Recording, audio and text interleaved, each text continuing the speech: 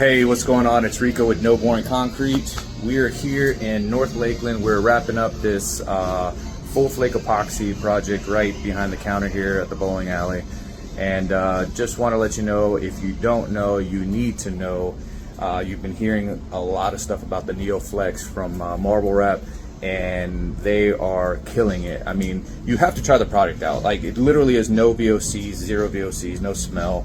It's a single component, ton of working time.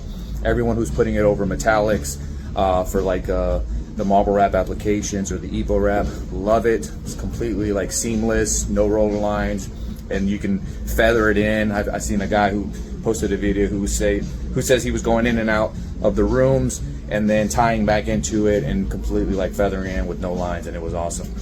But what a lot of people don't know is that you can use this as a base coat.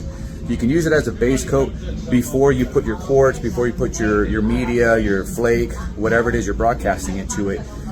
And I literally did that. So let me just show you what we did here.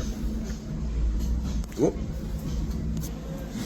So here we are. We got the full flake to rejection, system, of course, right? All I did was I had a bucket here, right? I had a bucket. I mixed up the NeoFLEX 1 gallon into the bucket, and I had some leftover material from the previous job, because since it is a single component, all you got to do is put the cap back on and it's good to go for the next round.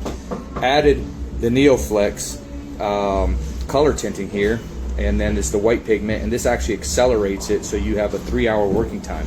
If you use the regular stuff, it'll be a little bit longer than that. You might have to come back the next day.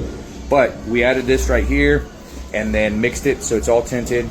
Literally dipped and rolled. I used a grid. I dumped it in the bucket. You don't have to, but I did, just so I could kind of control what I'm putting on the floor.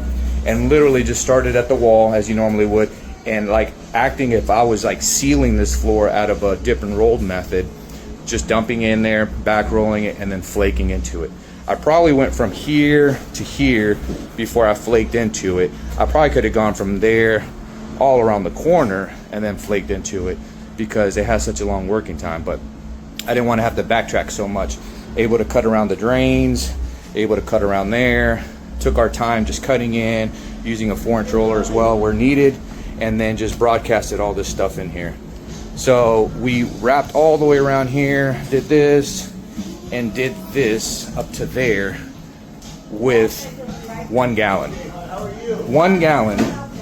And so it got it over the floor, which is freaking amazing. And this stuff is on here like super good. We just did a scrape and sand on here. We're about to put the clear coat. So again, if you don't know, use it as a base coat, flake into it, then come back and put it as a clear top coat, and you're good. Like, it's a no-brainer system.